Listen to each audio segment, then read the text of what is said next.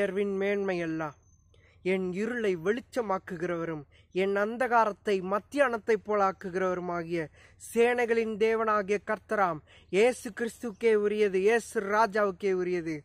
இயேசு ராஜா ஒவ்வொருத்தரையும் எதுக்கு அழைக்கிறார்னா, அவர்களை ராஜாக்களும் ஆசாரியர்களும் ஆக்குறதுக்காக அழைக்கிறார். ஒவ்வொருத்தரையும் எப்படி எடுத்து பயன்படுத்த போகிறாருன்னா, பூமியின் உயர்தலங்களில் போய் ஒவ்வொருத்தரையும் நிறுத்த போகிறாரு. அது எப்படின்னு நம்ம இன்றைக்கி பார்க்க போகிறோம். அவர் சிறியவனை புழுதியிலிருந்து எடுத்து எளியவனை குப்பையிலிருந்து உயர்த்தி அவர்களை பிரபுக்களோடும் மகிமை பொருந்தின சிங்காசனத்தில் அமர்த்துகிறார். இவர் இதை எப்படி பண்ணுறாருன்னு தான் நம்ம இன்றைக்கி பார்க்க போகிறோம். ஆண்டவர் என்ன சொன்னார்னா, நான் குப்பையிலேருந்து ஒன்று எடுத்து பயன்படுத்த போகிறேன் அப்படின்னு ஆண்டவர் சொன்னார். எப்படி அப்படின்ற கேள்வி எனக்குள்ளே வந்துச்சு. அதுக்கு ஆண்டவர் என்ன சொன்னார்னா, இப்படி கேளு, இந்த குப்பையிலேருந்து ஒன்று எடுத்து பயன்படுத்துறதுல தான்டா நான் ஸ்பெஷலிஸ்டே அப்படின்னு சொன்னார். எப்படி ஆண்டவரே, அது குப்பையிலேருந்து ஒன்று எடுத்து நீங்கள் எப்படி ஒன்றை யூஸ் பண்ண முடியும்? குப்பை உங்களுக்கு எதுக்கு யூஸ் ஆகும் அப்படின்ற கேள்வி உங்களுக்கு வரலாம். ஆமாம், இதே கேள்வி தான் எனக்கு வந்துச்சு. அதுக்கு ஆண்டவர் சொல்கிறாரு, இன்னைக்கு பூமியில் ஒவ்வொருத்தரையும் ஆண்டவர் எடுத்து பயன்படுத்திட்டு இருக்கிறாரு.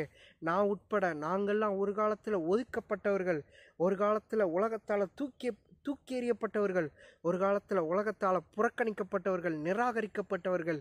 எங்களை தான் இன்றைக்கி ஆண்டவர் எடுத்து பயன்படுத்திக்கிட்டு இருக்கிறாரு. இதே மாதிரி உங்களையும் ஆண்டவர் எடுத்து பயன்படுத்த போகிறாரு.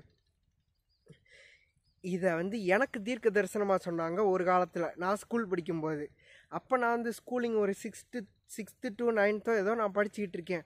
ஆண்டவர் ஒன்றை எடுத்து பயங்கரமாக பயன்படுத்த போகிறாரு, பயங்கரமாக பூமியில் ஒன்றை எடுத்து யூஸ் பண்ண போகிறாரு, பெரிய காரியங்களை வாழ்க்கையில் செய்ய போகிறாரு அப்படின்னு சொன்னாங்க. நான் உடனே திரும்பி யாரோ பார்த்துக்கிட்டு இருந்தேன். யாருக்கோ தீர்க்க தரிசனம் சொல்கிறாங்க போல், கூட்டத்தில் எவனோ நம்மளோட நல்லவன் வந்திருக்கிறான் போல், அவனுக்கு பேசிகிட்டு இருக்காங்க போல். நான் திரும்பி பார்த்தா அந்த நல்லவனே நான் தான் போல். அதே மாதிரி தான் இந்த வார்த்தையை கேட்குற ஒவ்வொருத்தரும் ஆண்டவர் சொல்கிறது என்னென்னா, நீங்கள் யாருக்கோ நான் பேசிகிட்டு இருக்கேன் நீங்கள் நினைக்காதீங்க. இந்த வார்த்தையை கேட்குற உங்களை தான் ஆண்டவர் எடுத்து பயன்படுத்த போகிறாரு. ஒவ்வொருத்தரையும் பூமி தாங்கக்கூடாத அளவுக்கு இன்னைக்கு இருக்கிற பூமியில் இருக்கிற அரக்கர்களையும் அசுரர்களையும் உங்களை வச்சியும் என்னை வச்சியும் ஜெயிக்க போகிறாரு. இன்றைக்கி வேணால் அவனுங்க கண்ணுக்கு கொசு மாதிரி தெரியலாம், ஆனால் ஒரு நாள் இல்லை ஒரு நாள் அவனுங்க எல்லாரும் நம்ம கண்ணுக்கு, அந்த அரக்கர்கள் அசுரர்கள் அவனுங்களெல்லாம் நம்ம கண்ணுக்கு கொசு மாதிரி காட்டுவார். அந்த இடத்துக்கு ஒரு நாள் இல்லை ஒரு நாள் கூட்டிகிட்டு வருவார். இதில் தான் அவர் ஸ்பெஷலிஸ்ட்டே. ஒரு பாட்டில் எடுத்து உடச்சி அதில் ஓரமாக சின்ன பீஸை கட் பண்ணி அதை ஒரு டைமண்ட் மாதிரியே மாற்றிடுறான் ஒருத்தன் ஒரு வீடியோவில். அதை விட வல்லமையுள்ள தேவன் நம்மளோடு இருக்கிறார், உங்களோடு இருக்கிறார், என்னோடு இருக்கிறார். ஏசு ராஜாதி ராஜா. அவர் இன்னொரு வார்த்தையில் என்ன பேசுகிறாருன்னா, ஏசாயா 60:21 உன் ஜனங்கள் என்றென்றைக்கும் பூமியை சுதந்தரிக்கும் குடிகளும் நான் நட்ட கிளைகளும் நான் மகிமைப்படும்படிக்கு என் கரத்தின் கிரியைகளுமாக இருப்பார்கள் அப்படின்னு ஆண்டவர் பேசுகிறாரு. இந்த வார்த்தைக்கு அர்த்தம் என்னென்னா, அவரோட இந்த பூமியில் அவரோட கைக்கிரியைகளையும் காட்ட போகிறாரு. அவர் மகிமைப்படும்படிக்கு ஒவ்வொருத்தரையும் எடுத்து பயன்படுத்த போகிறாரு. அதுக்கு உங்களையும் என்னையும் தான் ஆண்டவர் பயன்படுத்த போகிறாரு. நான் இதை சொல்கிறேன், நான் இந்த வார்த்தையை நான் கொடுக்குற உடனே, இந்த வார்த்தையை நான் இப்போ கொடுக்குறேன், நீங்கள் யாருக்கோ இவன் பேசுகிறான், எவனுக்கோ பேசிக்கிட்டு இருக்கான், நமக்கு இல்லை அப்படின்னு மட்டும் நீங்கள் நினச்சிடாதீங்க. என்னப்பா ஊருக்குள்ளே மழை பெய்யுது, ஊருக்குள்ளே எவனோ ஒருத்தன் நல்லவன் புகுந்துருக்கான்ப்பா அதான் மழை பெய்யுது அப்படின்னு மட்டும் நீங்கள் தயவு செஞ்சு நினச்சிடாதீங்க. ஒவ்வொருத்தரையும் சின்ன வேலை பார்க்குற, அதாவது சாதாரணமான ஆட்கள், சிறியமையும் எளிமையுமானவர்களை எடுத்து பயன்படுத்துறதுல தான் அவர் ஸ்பெஷலிஸ்டே. இதை நல்லா புரிஞ்சுக்கோங்க. சின்ன வேலை பார்க்குறவங்கலேருந்து பெரிய வேலை பார்க்குறவங்க வரைக்கும் யாராக வேணா இருக்கட்டும், இந்த வார்த்தையை கேட்குற யாராக வேணா இருக்கட்டும், நீங்கள் ஆண்டவர் உங்கள் எல்லாரையும் எடுத்து பயன்படுத்த போகிறாரு. உங்கள் எல்லாரையும் எப்படி நீ சொல்ல போச்சு? பூமியின் உயர்தளத்தில் கொஞ்சம் பேர் தானே நிற்க முடியும். வாஸ்தவமான கேள்வி தான். இந்த வரேன். அதுக்கு ஒவ்வொரு சின்ன இடம் இருக்கும். அதாவது நேஷ்னல் லெவலு, இன்டர்நேஷ்னல் லெவலு, இல்லை தமிழ்நாட்டுக்குள்ளே பெரிய ஆள், இல்லைன்னா உங்கள் ஊருக்குள்ளே பெரிய ஆள். உங்கள் ஊருக்குள்ளே பெரிய கையா சில பேரை வைப்பார். அடுத்து உங்கள் நாட்டுக்குள்ளே பெரிய கையா சில பேர் வைப்பார். உங்கள் ஸ்டேட்டுக்குள்ளே பெரிய கையா சில பேரை வைப்பார். அப்புறம் உலக நாடுகளுக்குள்ளே பெரிய கையா சில பேரை வைப்பார். உலக நாடுகளுக்குள்ளே பெரிய கையா சில பேரை வைக்கிறார்ல, அவங்க தான் பூமியின் உயர்தளத்தில் நிற்பாங்க. அந்த கொஞ்சம் பேரை மட்டும் அங்கே நிப்பாட்டுவார். இதுக்கு தேவையான டெடிக்கேஷனு, ஃபோக்கஸு இது எல்லாத்தையும் அவர் உங்களுக்கு கொடுத்துருவார்.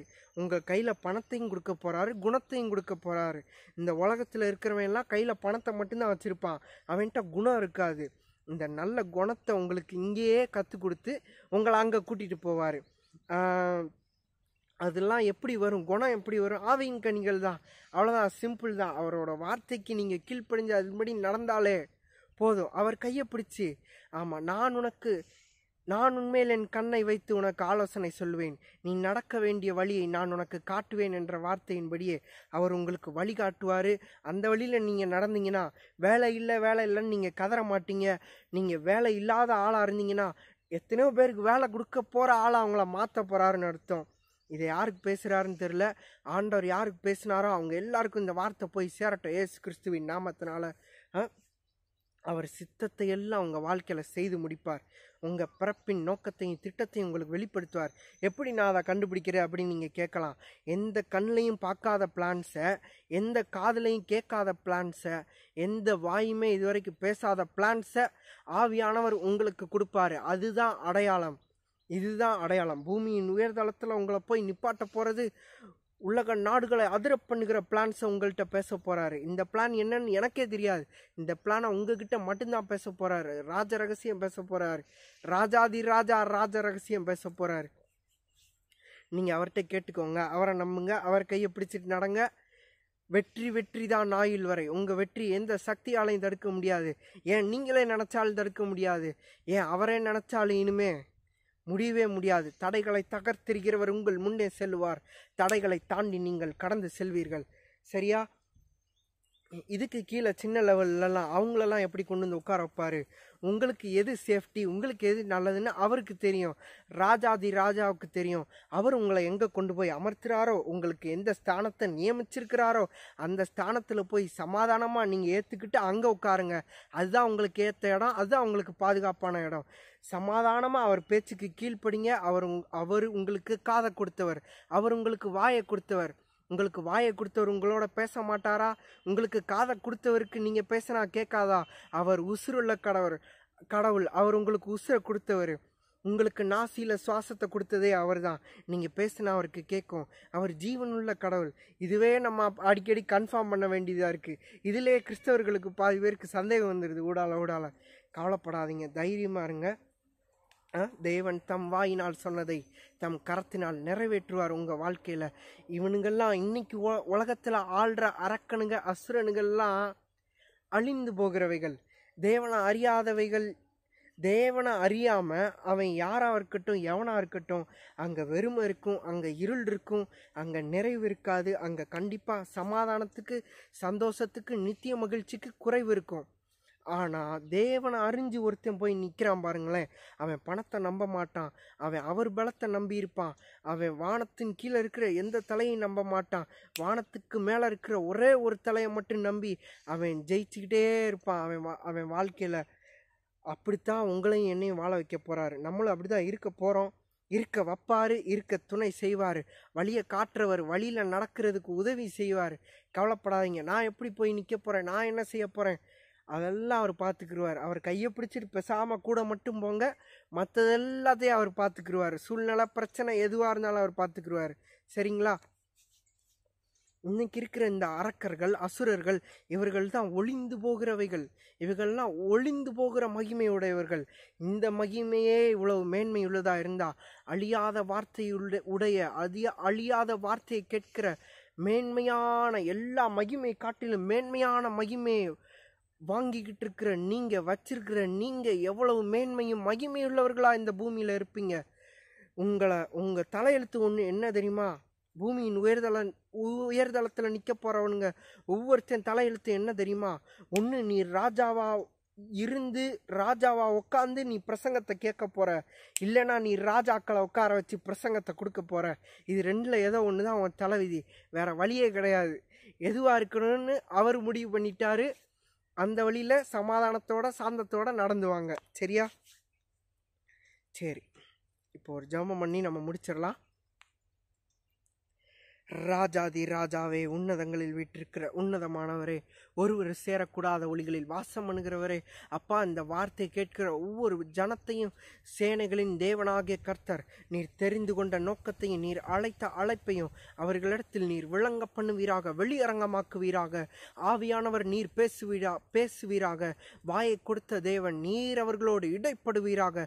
அவர்கள் என்ன வழியிலே நடக்க வேண்டும் என்பதை நீர் அவர்களுக்கு மீது கண்ணை வைத்து அவர்களுக்கு ஆலோசனை சொல்லி நீர் அவர்களை அந்த வழியிலே நடத்துவீராக. ஒவ்வொருவரையும் உங்க கரத்துல தாழ்த்தி ஒப்பு கொடுக்கிறேன்.